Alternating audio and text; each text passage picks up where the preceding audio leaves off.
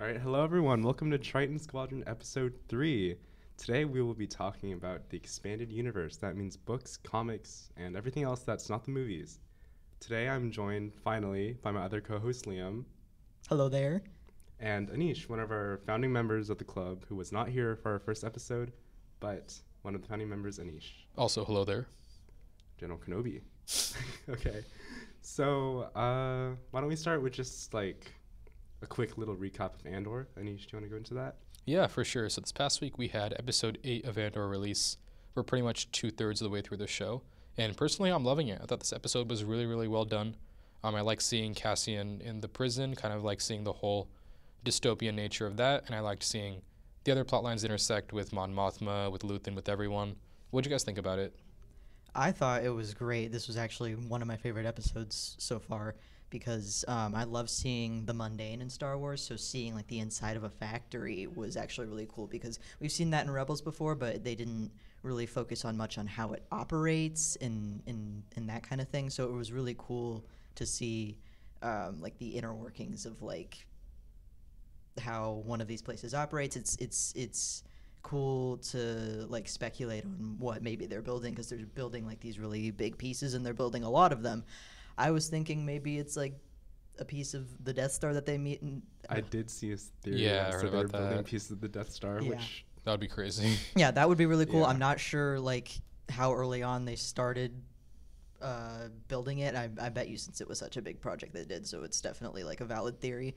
That was the first thing I thought, and overall that was just a really great episode. So what did you think, Brian? I agree. That was one of my favorite episodes. And since I wasn't here for the Andor mid-season recap, I just want to like get some of my thoughts across. I did listen to the episode. I think you guys brought up some really good points. But one thing that I feel like you guys did kind of like didn't touch on too much was how Andor really like reflects like modern day America of all things.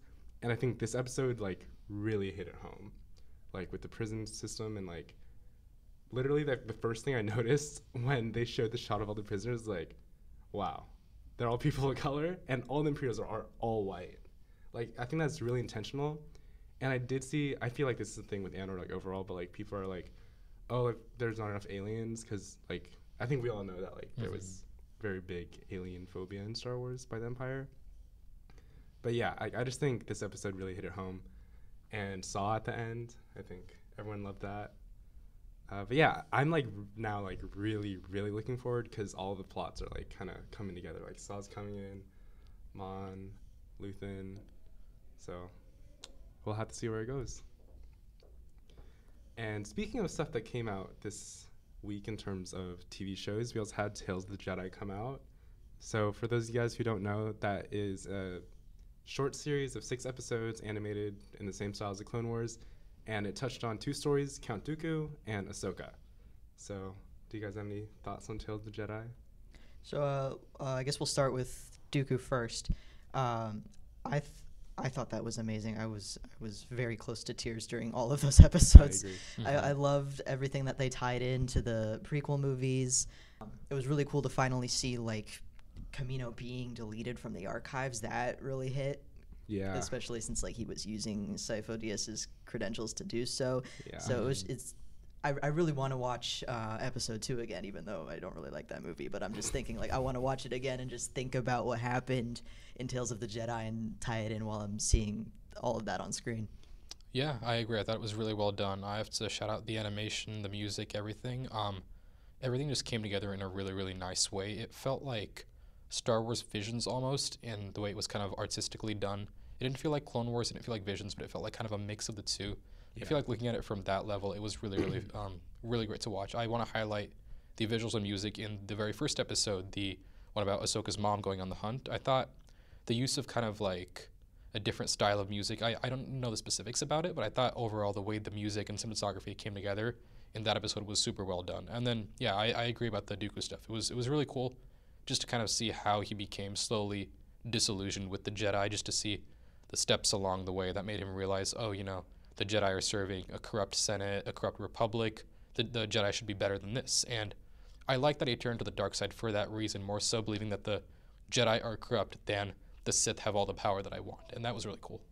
Also seeing that like pretty early on he was already kind of falling, like when he force choke that senator. Yeah, in That that very first episode, was I a- was like, That was crazy. That was a yeah. very my powerful God. scene. Especially, I noticed how calmly Qui-Gon dealt with it, which made me believe that that was not the first time that had happened, and that Qui-Gon had to basically talk him down from killing someone. yeah. And talking about Qui-Gon, I haven't read Master and Apprentice, and I haven't read Padawan yet. But from what I did hear, like Qui-Gon as like a master to Obi-Wan, kind of, I feel like Qui-Gon, from what I've seen, has been like, he's more, like he cares more about the greater good of the Jedi than like caring about Obi-Wan as an apprentice. Yeah, so he plays very loose with the rules of the Jedi. Having read Master Apprentice, Jedi Lost, and I haven't read Padawan yet, but I kind of know what happens. He is almost a gray Jedi in a certain sense, where he's more than willing to break the rules of the Jedi Order, and his philosophy really clashes with Obi-Wan's, because you kind of even see this in The Phantom Menace. Qui-Gon took a gamble on Anakin, rescuing them from their situation on Tatooine, right? You even see that in Master and Apprentice. Qui-Gon is the guy who will go against the Jedi Council, and he doesn't really care about it. That's probably why he wasn't appointed to be on the Council. And Obi-Wan is a more by-the-books Jedi. He does not agree with Qui-Gon. He respects him because he's his Jedi Master, obviously, but his worldview and philosophy really doesn't align with Qui-Gon, and I thought that was really interesting. Liam, have you read Master and Apprentice? I haven't, even though I have it here sitting in front of me. I bought it when we had our book club still going, and I just never got around to reading it. But I really do want to read it because I love all the content surrounding Obi-Wan as a Padawan. I read Yeah. his Legends Wikipedia page, so that's like everything that I know about his life as a Padawan, but that's technically not canon. It's canon in my heart, but that's the extent to what I know about his Padawan years. Yeah, and also Dooku in Tales of Jedi, Yaddle. I think it was pretty nice Yeah, to see Yaddle. super cool to see finally. Yaddle. Yeah. I love Yaddle. I've loved her like even with her very minimal screen time because I don't know what it was. I just really wanted Yaddle content, and we finally got Yaddle content, even though it was brief. But I'm very happy that there is now like a canon reason for what happened to her and all of that, and why she doesn't appear in. She doesn't appear in episode 2, does she? I don't think I so. don't No, think she so, doesn't yeah. appear in episode 2 and 3. So episode 1, we just get that shot of her sitting in the chair, and I don't know what it is about her, but I just really loved her. I mean, she also speaks normally. Yeah, Yes, I that was so noticed funny that. to me. Yeah, so Yoda's the weird one. Yeah. I have read a theory that since Yoda is so old, like he's approaching 900 at this point, I believe he speaks basic like that because language evolves. So Yeah. basic probably evolved to what it is now from the grammar that he uses, and he just never switched over. That would make sense. Yeah. Yeah. All right, and so this is kind of the hot button topic of Tales of Jedi, but the Ahsoka arc. So me personally, I haven't read Ahsoka. I haven't read the novel Ahsoka. I've heard a lot about it. I know like it touches on the Siege of Mandalore, but differently in the way than it was presented in season 7. I know it touches on Ahsoka fighting an Inquisitor, like we do see in Tales of the Jedi, episode 6. But it played out very differently, and there was a different character in the novel. But just overall, my thoughts on the Ahsoka arc in Tales of the Jedi, from someone who hasn't read the novel, I think the second episode, like her training during the Clone Wars, I think that was my favorite episode of the series overall. Just because, like, the way... like every scene was like so short, like her training, but it all ties in, especially at the end, like when Rex is taking her in season 7. Like that really hit. Yeah, I feel that. It was really cool just to see everyone again, and having Jesse be the one who shot her down that Yeah, first time that- really hits hard. Yeah. I'm gonna start crying thinking about it again. Yeah. But speaking of tying into season 7 and Order 66 and that, I actually didn't think of that before they got to that part in the episode. I thought of season 5 when she's being pursued by the clones and they're Interesting. trying to stun her. So I Yeah. thought because of the stun guns and everything Yeah. like that, I just remembered her blocking all of that and her running away from them, which I guess is different from them surrounding her. Yeah. But that's immediately what I thought of. And so they didn't mention it, but if they did mention that part of what happened to her in the series, it could have gone the same way as Rex saying, hopefully that training pays off. Yeah. Because the training it did pay off in season 5 because she did escape them. So. Yeah. All right. Yeah, like- Anish. Yeah, like pretty much right when I finished watching that episode of Tales of the Jedi, I went to Clone Wars Season 7, Episode 11, Shattered, when Order 66 goes off, and I was looking at her moves. Pretty much it's the exact It's same the set of exact moves. same, yeah. She does that weird like spin move where she jumps, then does this kind of figure 8 catch and like switch into whatever. But she does some weird sequence of moves. It's the exact same as what she was training the whole time. Yeah. So really cool to see that tie-in. Yeah, and so moving on, this is, I guess, spoiler territory for both Ahsoka, the novel, and the Ahsoka episodes in Tales of Jedi. But I feel like we'd be remiss if we didn't talk about this, based off what I've seen online and obviously in our very own club Discord.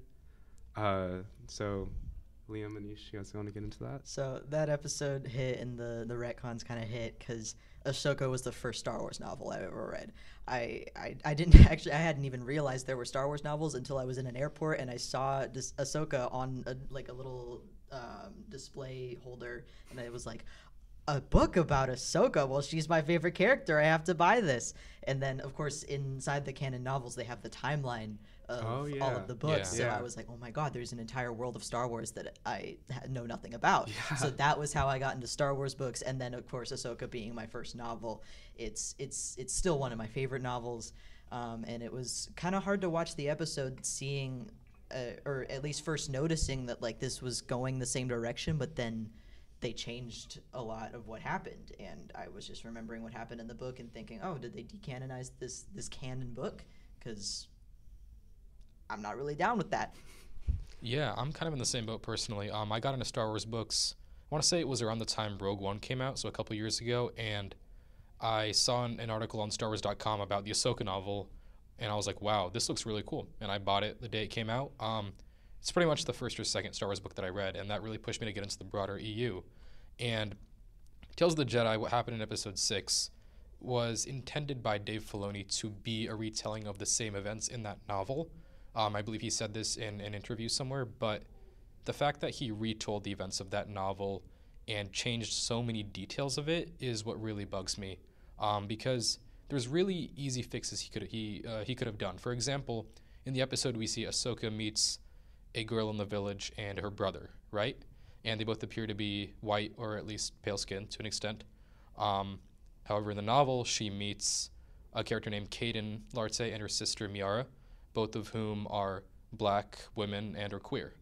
And that kind of erasure was not a great choice by Filoni. Yeah. I didn't really see a reason for it, to be honest.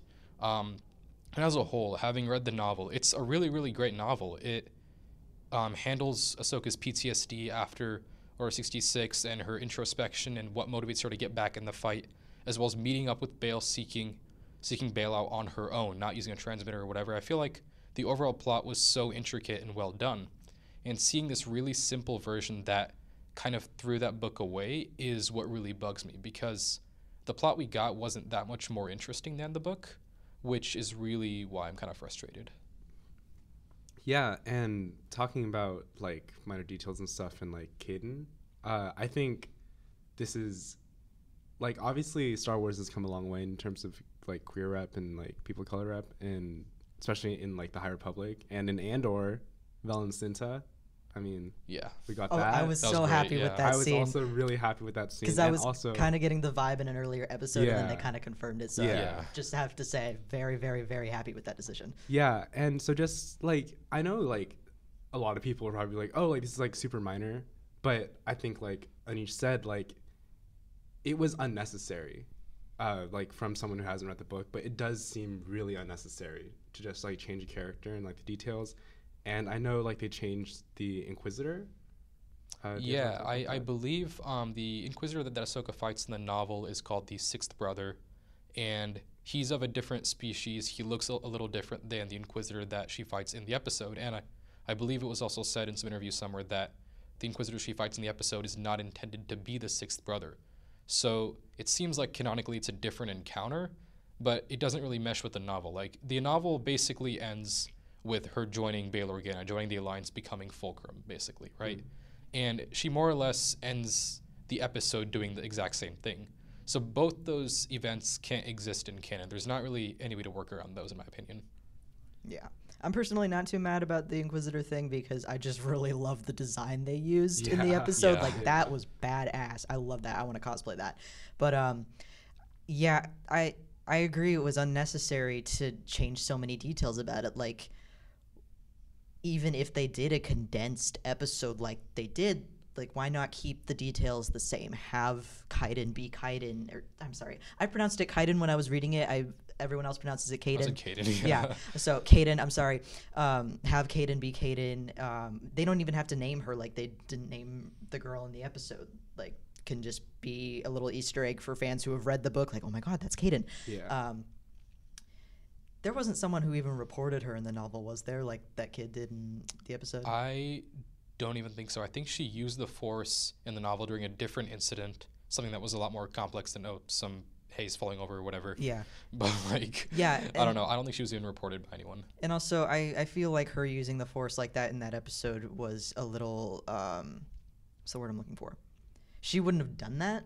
I think that was irresponsible. There's a synonym for irresponsible I'm looking Yeah, for. I was really expecting her to not save her. Yeah.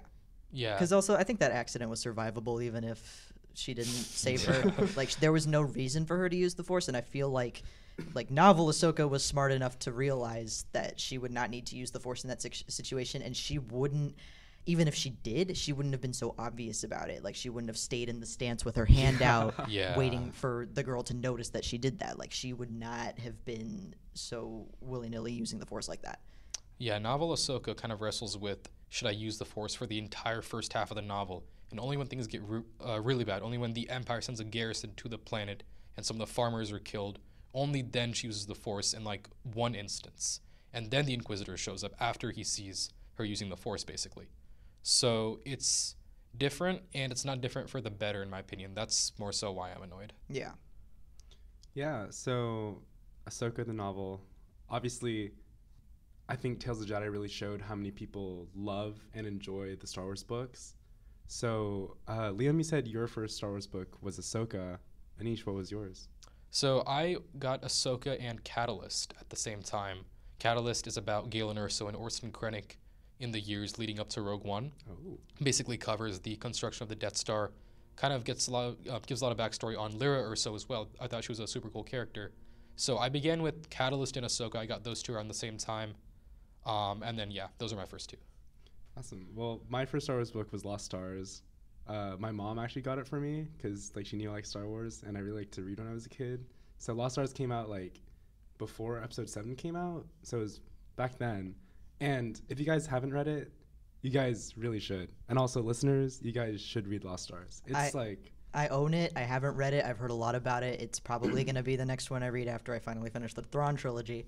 But I have heard very good things about that book. It's very well loved. It's very good. It's really good. It's Yeah. so good. Like, if you want a quick rundown, it's like, I guess like Romeo and Juliet, kind of like they're like in love, but then they're on opposite sides later, and it just amazing. It basically covers the events of the original trilogy through the point of view of regular characters. You have the rebel pilots, the stormtroopers, the Imperial officers who were in the background during, the first Death Star being destroyed, the Battle of Hoth, the Battle of Endor. You get that ground level point of view of people who see Luke, Leia, and Han as legends, but you get a really intimate, well done story about those smaller scale characters. And they are on opposite sides of the war, but they still love each other. And kind of how that dynamic plays out as the war goes on, even going up to the Battle of Jakku, I thought was really good. Yeah, like that. There's this last little scene during the Battle of Jakku that was really good. No spoilers for me, please. No. But it was just really good. That's like all you have to know. That was the reason, Anish, why I was intrigued by it. When I read the blurb when I bought it, I thought, oh my gosh, these are not major characters. These are completely like unknown background characters, and that's I love that when that happens in Star Wars, like when it's not about the major characters, when it's not about like major events that have like happened in the main saga. Like I want to read about the tiny little details that maybe not a lot of people care about. Yeah, I mean, I think we see Star Wars as this like big fantasy epic, which obviously it is, but because it's so large, like it's been what, like 50 years, like 40 something years since a little like, over it 40 came out. years, yeah. Yeah, like we want to see all these minor characters because we've seen so much of Luke, Leia, Han, all the big names. Yeah. Right. Okay. Skywalker saga be gone. Yeah. And so talking about books, I know we've thrown around the word canon a lot. Do any of you guys want to explain what canon is, or like Legends, expanded universe, extended universe, all that stuff? Yeah, sure. So basically, prior to when Disney bought Lucasfilm, I want to say this was around 2013, 2014-ish or so, there were Star Wars books published by numerous authors, Timothy Zahn, Michael Stackpole, a lot of people. And those books essentially talks about what happened to Luke, Han, Leia after Episode 6. And keep in mind, this is before Force Awakens was a thing. So they fought aliens from the unknown regions. They did all kinds of weird shit in Legends. And Legends, the term I just used, is basically all those books that existed prior to when Disney bought Lucasfilm. The books are still being sold. They are still very good reads, but they're technically not canon in the sense that they don't happen in our current continuity of the Star Wars universe. And every book that was published after the Disney acquisition is canon. So, Well, not anymore. well, yeah, with Barring Ahsoka. Yeah. But yeah, for the most part.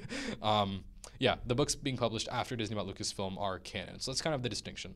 And expanded universe, I guess, collectively refers to both. That's at least how I use the term. Yeah. And also, me personally, I like to say that if something is in Legends but it fits into the canon timeline, I'll consider it canon. For example, I'm reading the Kenobi Legends novel right now. I actually have it in front of me. And so far, it's fitting into the timeline. I'm not sure if there's anything that contradicts it that I just haven't read or watched. But I started reading it before the Kenobi series came out because I wanted to see if possibly they would draw anything from this novel to put in the show. It takes place in a different time period. I think it takes place close to 10 years after the events of this novel, so they didn't. But that actually works for me because it keeps this novel quote-unquote canon. So I just like to throw that out there for anyone else who maybe wants to think about Legends novels that way.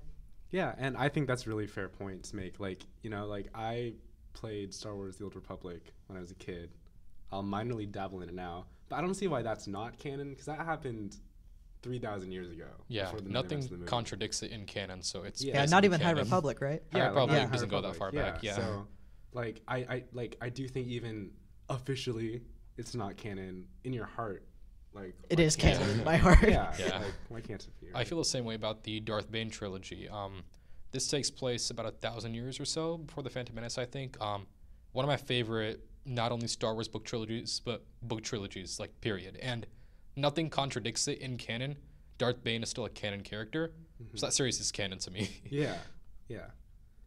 Okay, so since we've gotten this Canon's Legend stuff out of the way, what would you guys say are like some highlights of either canon books or Legends novels that you guys want to touch on? I really want to talk about Dark Disciple. We have Oh, to. Dark We Disciple. have I to, absolutely Yeah. love Dark Disciple. Yeah. I used to say that I wish they would just animate the episodes because it's based on Yeah. unreleased Clone Wars episodes, but I would like it if Mr. Filoni was not involved after the Ahsoka incident. Yeah. Anish? Dark Yeah, Disciple? Dark Disciple was great. This was also one of the first few that I read. Yeah, it is based on, like Liam said, unreleased Clone Wars episodes. It follows Asajj Ventress and Quinlan Voss. And this is a canon novel, just to clarify. It's a very, very emotionally profound story. I was crying by the end of it, and I don't normally cry when reading books. But yeah, it was really well done. You see all your familiar faces from the Clone Wars, Obi-Wan, Anakin, Dooku, everyone's back. The whole squad is back. But you also see some new characters, some new species, new worlds, and it feels like a classic Clone Wars story. Like, there's not really a way to describe it, but reading it feels like you're watching some of the best episodes of the Clone Wars. And for that reason, I would highly recommend it. Yeah, as I was reading it, I was just imagining everything happening in the style of the Clone Wars Yeah. animation. So that was really cool. Yeah, and I think like something that we can't get with like a TV show like Clone Wars versus book is a character's like introspection. And I think a big part of Dark Disciple was Quinlan Ventress and like how they were thinking. So I think we would have lost out on that if it was animated. Yeah, one of my favorite parts about that novel is getting Ventress's introspection on her life as a Jedi, her life turning to the dark side, and her life after. Because when she's teaching Quinlan like how to use the dark side, she's teaching that it's not something you actually want to do. Like she understands what his motive is, why he wants to do it, but she continuously like reminds him like this is not something that you want. As someone who has experienced this, who has been on that side of the Force, you do not want to go there. Yep, and it's so cool to see Quinlan's character growth as well, because we see him in I think 1 or 2 episodes of the Clone Wars where he teams up with Obi-Wan. Yeah. He seems like a very carefree kind of Jedi. He seems like kind of a surfer dude, honestly. Yeah, for real. But we see him go through some really, really dark moments in this novel, and seeing him kind of work through this relatively, like he starts off pretty idealistic and he eventually becomes kind of cynical through the novel as things happen to him, as things happen to Ventress. And as he dabbles in the dark side, he really realizes, it makes, like, it may make you seem powerful, but it's really not sustainable. That's not the way you want to live your life, be a Force user. And that kind of realization on his part, and obviously the way everything ends, which I don't want to spoil, but the way his introspection and his character development works throughout that novel was amazingly done. It was really, really good. Yeah. So other than Dark Disciple, that's a Clone Wars era book. I personally really love the Thrawn books. I think all of us here have at least read some part of it. I've read right? Thrawn and Alliances. I haven't gotten to Treason yet, and I have not read the Ascendancy series.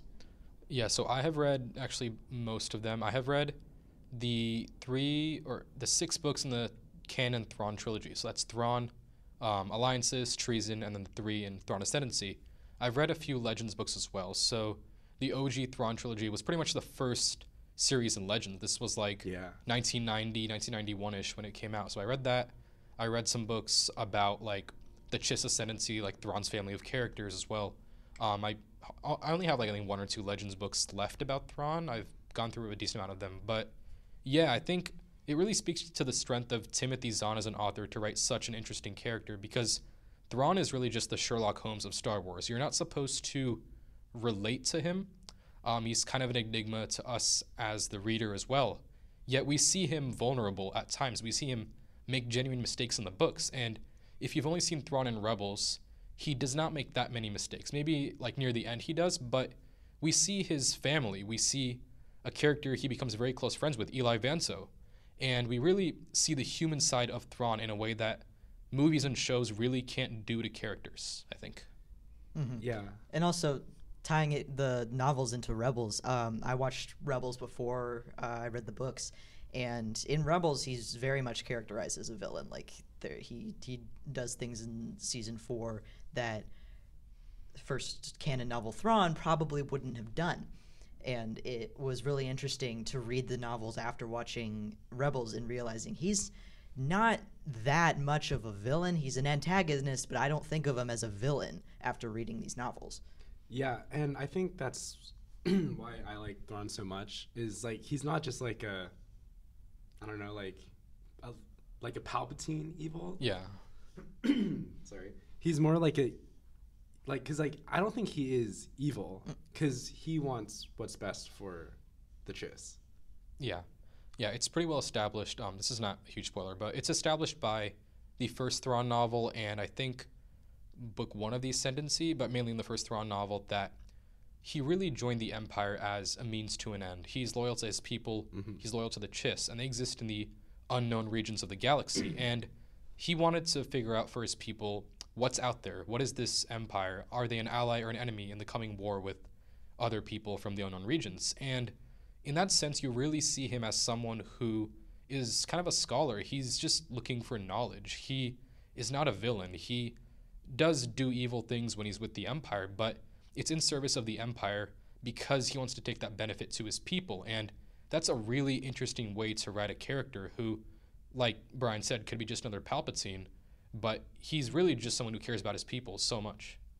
Yeah, and so actually talking about Thrawn, I think for those of our listeners and you guys, we've watched Mando season 2.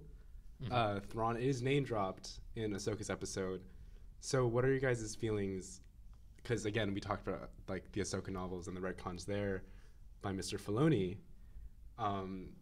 are you guys like apprehensive about Thrawn showing up in Ahsoka in live action? After Again, written by watching Favreau. Tales of the Jedi Episode 6, I now am. I was at first very, very excited about the idea of Thrawn being in Ahsoka, which I still think is going to happen, and I'm still excited about Yeah. it, but now I'm a little bit worried about retconning the at least the first canon Thrawn trilogy, because I don't want any retcons from that. I love it so much. It's very near and dear to my heart.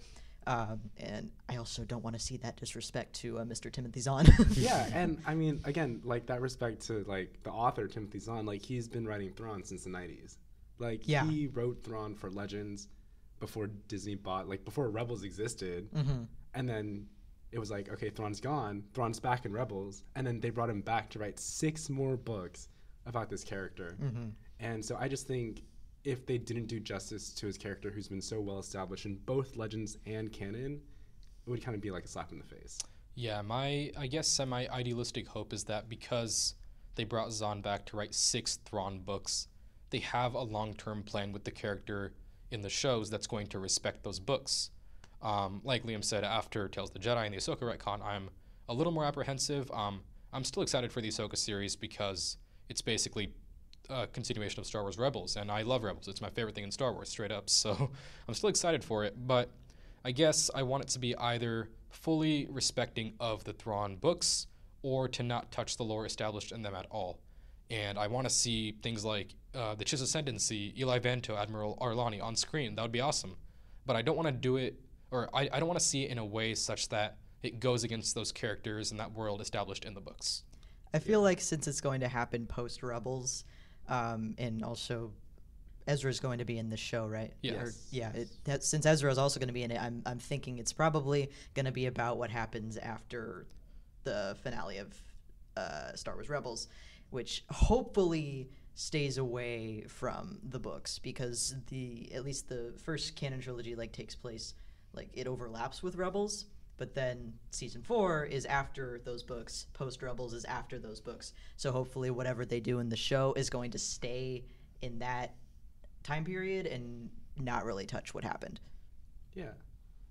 So do you guys have any other novel recommendations? Actually, before we continue, I just want to plug the Thrawn audiobooks real quick, because the guy who read them can imitate Lars Mikkelsen's voice very, very well. That's Mark Thompson, right? Yeah. It is I Mark saw Thompson. him I at forgot his name. Celebration, actually. Really? Yeah. Oh my God. That's so cool. Yeah, but anyway, I loved those audiobooks. I really think they're worth listening to if you're reading the Thrawn series. Yeah, I mean, I think Lars Mikkelsen's voice for Thrawn in Rebels is perfect. And he could pull Thrawn off in live action. Oh, absolutely. Like, I think for he sure. You should. guys have seen Yeah. pictures of him. He can definitely do it. Yeah. So putting that out there, he should be Thrawn live action. Do it now. All right, so do you guys have any other Legends or canon novels recommendations for our listeners? Yes, I have my personal favorite, probably not only series of Star Wars books, but probably almost my favorite books of all time. And this will interest you in particular if you like Andor. If you like stories about regular people who act and speak and think in really relatable and realistic ways, I have to recommend the Alphabet Squadron trilogy by Alexander Freed. And this is not Freed's first Star Wars trilogy. He's written a book. Actually, no, it's his first trilogy, not his first set of books. He wrote Battlefront Twilight Company in about 2015 or so. I picked that up shortly after I read Ahsoka, and I fell in love with that book. I thought it was great, and it's so underrated among fans. It doesn't get the attention it deserves, and I say that because this is probably the most gritty and realistic I've ever seen a Star Wars product. It reads like a Vietnam War journal set in Star Wars. It's about a Rebel Alliance military unit that says dark things, does dark things, but it feels not, it doesn't feel forced. It feels like this is what soldiers would do. This is the way soldiers would act. And in that sense, it felt really shocking to read at certain times, but it was so well done. Twilight Company was how I got introduced to Alexander Freed as an author, and later on he wrote the Rogue One novelization, which I thought was also a really great read. And Freed excels at writing mentally unstable or insane characters. He writes characters with mental disorders, clear signs of things like addiction, depression, even some suicidal ideas. He writes those characters in a really interesting way, and he handles them with respect. That's really what draws me to Alphabet Squadron. We see regular people with regular struggles. And the story itself is set after Episode 6. It's post-Endor, yet POVs from the New Republic and the Empire. We're at a state where the New Republic is winning the war, the Empire is losing, but neither of them are used to being in that position. So you see the military of the Alliance, you see them struggling, but you go really, really, really in depth into the psychology of the characters. That's why I love it, because you see an Imperial defector who's committed numerous war crimes having to atone with that.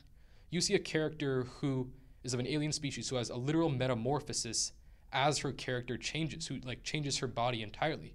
You see kind of an idealistic farm boy who wants to return home to his planet, but he's the leader his squadron needs. You see a character who looks up to Jyn Erso, wants to be a martyr for the Alliance like her. You see some really dark stuff, but it's handled with such respect, which is why I love it so much. So Andor has probably some of the most mature and intelligent writing of any Star Wars property. I think you guys can agree on that, having seen Andor. Absolutely. And this is really just Andor doubled down. Like, having read Alphabet Squadron back in 2019, 2020, when it started coming out, I have wanted to see an adaptation of those books or those characters for the longest time. And Andor feels like we're basically getting that. Like, the tone and world building of Andor is exactly the tone and world building in Alphabet Squadron. And it may be about smaller characters like Imperial pilots, some technicians, background people, whatever. But you do see some returning characters. Hera Syndulla from Rebels plays a huge role in the whole trilogy. You see name drops to Operation Cinder, the Emperor's Messengers from the Battlefront 2 game. Oh. You see a lot of existing lore that connects well with the Aftermath trilogy, things like the Battlefront game, like I said. But at its core, it is the most personal story I've read, and it's probably the most human Star Wars characters have really been. And if you like Andor, I cannot recommend this series enough, honestly.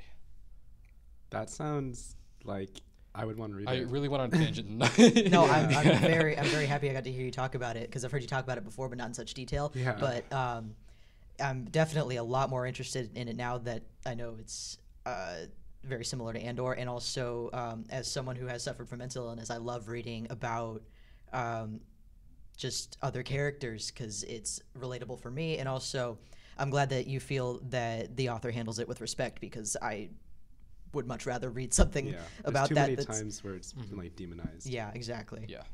And also, going back to Andor, I think one of the best parts of it is that before we've seen the violent side of the rebels in Saw and the partisans, but they were always pitted as against Mon Mothma, right? It was like Mon Mothma's like hopeful idealism versus Saw's like real world, like this is what we need to do.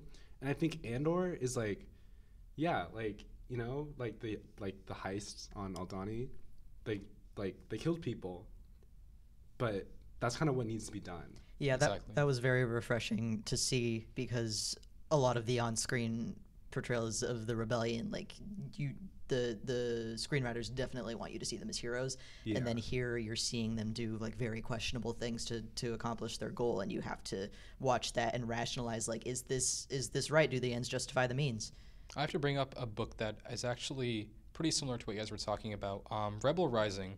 This is a book about Jyn Erso and Saw Gerrera, essentially between the flashback at the beginning of Rogue One and Jyn as an adult in Rogue One. It covers her entire life in between her as a kid when Galen Erso was taken off and her in the prison on Wabani, right?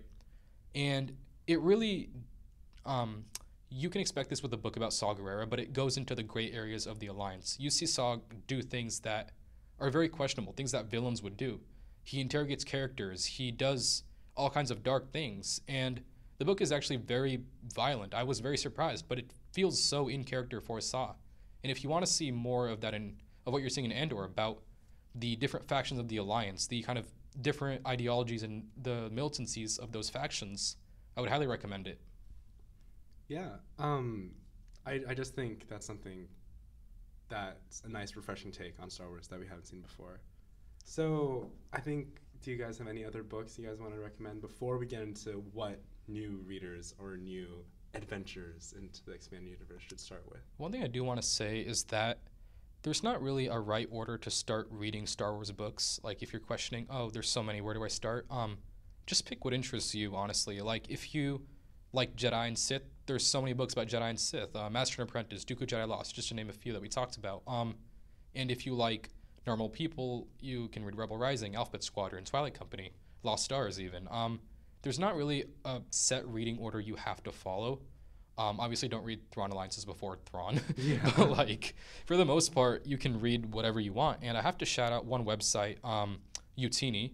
They have a really, really great timeline of Star Wars books, a guide to Star Wars books, reading guides, reviews. I met the guys who run Utini at Celebration as well. They were super friendly, super nice. And they run a really, really cool website that was very useful for me when I started getting into Star Wars books a lot more. They have great guides to both canon and legends. So if you're confused about what you want to read, if you're like, oh, I want to read about Imperials, but I don't know what to read about, just check them out. They have a whole category on Imperial, like Imperial related books. And basically, they're a really great resource if you want to kind of explore what's out there. Because we talked about some of the more popular books. There's so many obscure ones out there. I haven't even read all of them. Yeah. So I think like what Anish said, but I think what we haven't touched on yet, and what's really been big in Expanded Universe stuff, is the High Republic. Me personally, I read Light of the Jedi last year in 2021. And I just honestly think it's one of the best starting points into Star Wars in general. Like, even if you've never seen the movies, like, all you know is, Luke, I'm your father. Like, if that's the only thing you know, I think the High Republic is one of the best places to start, because it's such, it's very, I don't want to say very disconnected from the rest of the movies, but it doesn't, like, take place in the movies. It takes place, like, 200 years before Episode 1. And the first book, I don't want to get into spoiler territory here because Liam hasn't read it. And we probably will have another episode talking about it later because it's so big and so new. But Light of the Jedi has, like, its opening sequence, the opening event, it did almost make me cry. Like, it was just, like, beautiful. I think just, like, what happens, I just think it was, like, really amazing to see. Yeah, I have to agree. I'm a huge fan of the High Republic, specifically because it's something fresh and new from Star Wars. The villains aren't another generic Empire clone or random Sith Lord who wants to take over the galaxy or whatever. It's really refreshingly written. And if you're looking for something in Star Wars that is not about the Skywalkers, is not about, you know, rebellion versus Empire again, if you want something fresh and new, go for the High Republic. The villains in the book, I don't want to spoil too much, but it's a group of pirates who use certain tools. I can't be more specific than this. Yeah. They use certain tools that can get around the Jedi in really interesting ways. And it's so nice to read about villains who aren't just, like I said, a generic Empire. You see the Jedi challenged in unique ways that you've never seen them challenged before. And I have to really shout out the writing of Charles Soule. He's the author of Light of the Jedi.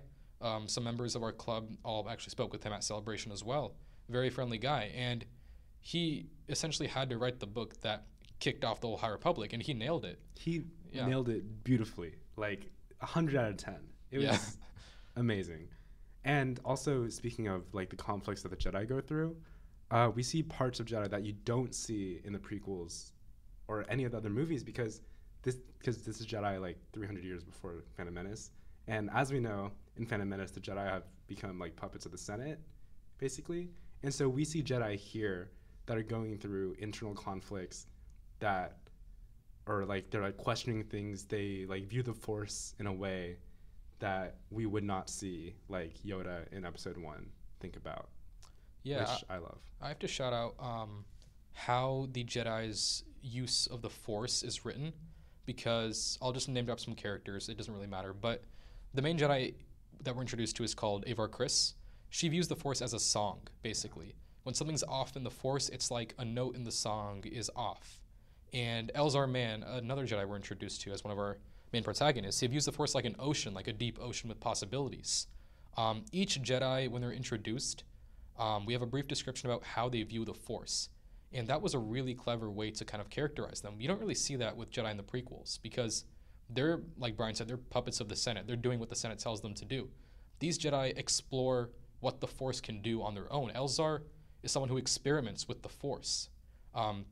You see him do things in later books that you've never seen any Jedi really do. And I thought that was really cool to see this different take on the Jedi. Yeah, and Liam, for someone who hasn't read The High Republic, I think Kanan's take on the Force in Rebels, Kanan as a Jedi in Rebels, is a lot like Jedi in The High Republic. Like, you see, obviously Kanan has attachments to Hera, right? Prequel Jedi, they, like, hate that. But I think Kanan takes that and makes it his strength, like, especially in his death episode. Mm-hmm. Like, That's really cool because I am ready to see something that's not like the way they view the Force in the prequels, because I personally don't agree Yeah. with the way they view it. Yeah. So I'm glad I know that this is how they treat it in the High Republic. Yeah. So, Liam or Anish, do you have other intro books people should get into? For people that enjoy the sequels, I'm not judging, but for people that enjoy the sequels, if you liked Phasma as a character, please read the Phasma novel. It was an absolutely phenomenal novel. For those that have read it and then watched episode 8, I hope you were as disappointed as I was when she had basically 4 lines and then what happened. Yeah. Because I read that novel in preparation for episode 8, thinking she would have a big role, since that novel came out after episode 7 in preparation for episode 8, and then they just didn't do anything with it. But it was a very good look into her backstory, and it's absolutely not what you'd expect it to be. Like, I was very surprised when I started reading it. Yeah, I have to agree. I loved the Phasma novel as well. I also read it right before episode 8, and episode 8, what happened to Phasma happened. I'm holding out hope she'll make a Boba Fett-esque return at some point. That would be amazing.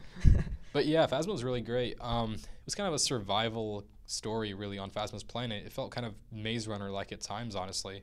And the tone of the novel was something I really enjoyed. You also get the point of view of a character named Cardinal, who is a First Order Stormtrooper with red armor. That's why it's called Cardinal. But you get a lot of politics about the First Order, which is something that's missing from the sequels. We see kind of how the First Order came to be.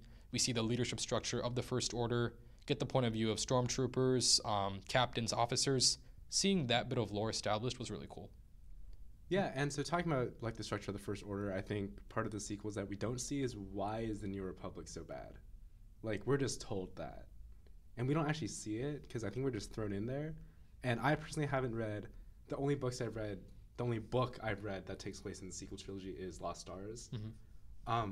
But yeah, like all these books, again, like there are so many books for every era of Star Wars that you enjoy. Like I've read High Republic and most of like prequel stuff and Clone Wars stuff. I personally haven't read much of like books that takes place during episodes 4 through 9. Yeah. Or after. I have to shout out a couple more books in that era that I think people would enjoy. The first one is Bloodline. This is about Leia as a senator for the New Republic. It takes place about, I think, 5 or 6 years before The Force Awakens. And we really see why the New Republic fails. Again, that politics was not present in the sequel trilogy, but it's great that it's established in canon why they failed. And seeing Leia as this kind of older senator dealing with this new generation who doesn't know what they're doing, seeing that point of view was really funny at times, honestly, and it was a great read. I also have to mention Shadows of the Sith. This is probably the single most important novel, I would say, to the movies. I've heard it makes episode 9 better. It definitely makes it better. As Really? someone Yeah. who... Okay. I know. Yeah. I know. I hated episode 9, have not watched it since I saw it in Yeah, theaters. That's understandable. Same. Yeah, but this book really made parts of it better, honestly. Mainly Luke and Lando, what were they doing together? Rey's parents, what's the story with them? The book was really, really well written in how it connected these seemingly like random pieces of lore established in episode 9, but made them into a cohesive and actually pretty emotional story by the end. I was surprised how profound the ending was. So I would highly recommend it. The author, Adam Christopher, writes about the dark side in particular really well. I have to shout out one sequence. It's not a huge spoiler. He writes about this dark side, like Crystal or Holocron or something, I'm forgetting, about like how it corrupts someone, basically, how they kind of like see their like worst fears, visions, and everything happens like a couple chapters in. That's the scene when I realized, like, man, this is a really good scene. This guy's a really good author. And if you're interested in dark side lore, kind of classic Star Wars Jedi Sith battles, highly recommend Shadow of the Sith. All right. Well, I think that wraps up our discussion of the books. Do we have any last finishing thoughts on the books? Not sure. I guess just to cap it off, like, there's so much out there, Star Wars book wise. There's not really, like I said, a correct way to read things. Just pick it up. Whatever interests you, interests you. And again, we didn't talk too much about Legends, but there's so much good stuff in Legends. Like I mentioned, the Darth Bane trilogy, again about Sith Lords, fantastic trilogy. The Revenge of the Sith novelization, really well written. If you like Top Gun and Star Wars-esque stories, read the X-Wing trilogy. So there's so much out there. And these authors have put in so much work into creating like these really good character studies, all this lore that exists beyond the movies. And I have probably read less than half of all the canon and Legends books out there, and I've already learned so much about the galaxy. I've, seen myself in a lot of these characters that obviously aren't in movies and shows, but they're such good characters. And I would say, just explore. There's so much out there. And, definitely ask in our Discord if you want recommendations. We got people in there who have read Legends, read canon, read a lot of stuff, and we can definitely recommend anything for you. Yeah, and if you really don't know where to start, you could just do like me and pick up the first one you saw in a tiny airport bookstore. Yeah, and I guess I would say just don't discount it. Like, if you guys love the movies, you'll definitely love the books, right? Like, even if you don't pick up a book that's about some, like, background character, there's books about the main characters. So just don't discount the books because they're pretty amazing. And you will go down the rabbit hole. Like, once you start reading one, you're going to want to read the others. Yep. So, yeah. Well, I think this episode will be out after Halloween. So, hopefully members of the club are going to that trick-or-treat at the Chancellor's Yeah. Yes, Chancellor Kosla. And, yeah, so, like, what are you guys looking forward to in the coming weeks in terms of Star Wars things? In terms of our club, the fan film, for sure. Definitely, if you want to get involved, check out our fan film channel. I think by the time this episode would have been released, we're probably looking at a partially done script. If not, people are still working on the script. But yeah, we need people at pretty much all stages of it if you're interested, whether it's the script, the characters, the production, the editing, whatever you want to do. Feel free to get involved. Just drop a message on our fan film channel. Yes, and I've already had people asking about acting in it. There will be an interest form for if you want to act as a character.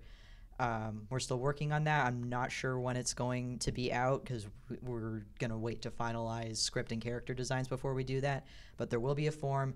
And then later on, if you just want to be an extra, you don't want to have a major role, we will definitely be looking for people to be extras. All right, cool. That sounds awesome. I am looking forward to this fan film a lot. So yeah, I guess that. Also, before we sign off, I just want to shout out KSDT for loaning us some XLR cables. Thank you very much. We would have had a much bigger struggle getting our audio set up if it weren't for you, so thank you so much. All right, and that wraps it up. Trident Squadron, out.